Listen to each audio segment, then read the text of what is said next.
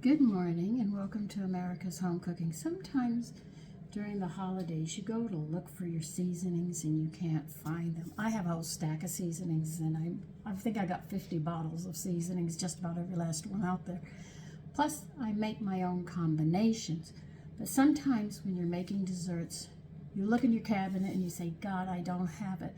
I'm going to show you how to make pumpkin spice, which is a very easy one.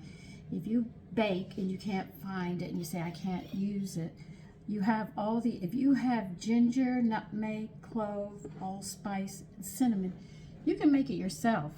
It's very, very easy. We're going to use 1.5 teaspoons of cinnamon. I'm going to be able to get this through here, I don't think.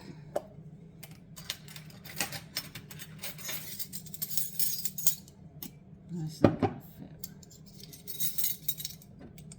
So sometimes I find myself I have to make some things because I can't find them in the store, or they sell them in this tiny little bottle about this big and charge you an arm and a leg for it.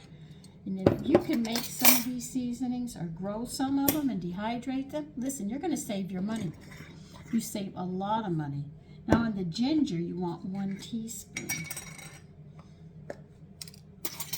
So as you can see, I always have seasonings around. So I'm always mixing seasonings up together and making lovely combinations for meals. Some recipes call for seasonings. I even have some bags over there of seasonings. I don't even have jars for them. I mean, I'm just that crowded. Nutmeg, you need 1 teaspoon.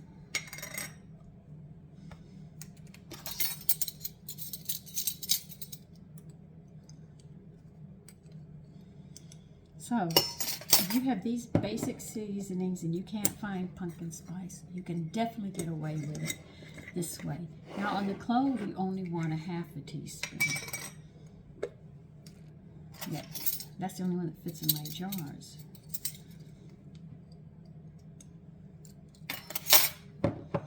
And you need 1/2 teaspoon as well of allspice.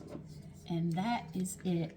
Now the reason I am making this, I would have done a live today, but we've got one heck of a winter storm out there, so I doubt if you'd be able to hear or see me unless I make a video and then just post it and let YouTube try to punch it through.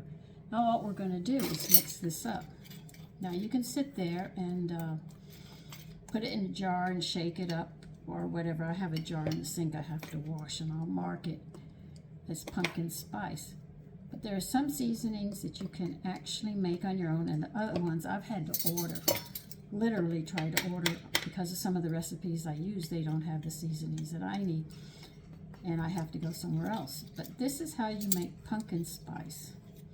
A simple, very simple one. If you like baking, but I have some pumpkin that I have canned. I'm going to be making cantaloupe muffins as well. But I figured I want pumpkin spice to go in it with the leftover. I have some pumpkin left in the jar that I had canned, and I said, well, I don't want to waste it. And like I tell you, I use a lot of muffins as snacks, quick breads, tea breads. But they don't make tea breads like they used to, and they're extremely difficult to find now today, which I find very frustrating. Do I make donuts? Yeah, I make donuts too. But these are very, very good. Now, by your own hand, you've made your pumpkin spice. That's it. That's all there is to it. So if you have these 5 and you sit there and say, oh God, I want to make a pumpkin pie, but I want pumpkin spice, that's how you make it. So listen, you take care and have a great day, and stay inside. This weather is really bad. It's still snowing. I can't even shovel. The snow is building up, but I can't go out and shovel till after it stops. But then they said the wind's going to come. Like, I really need the wind to fight me while I'm going to be doing this. Anyway, take care. Bye-bye.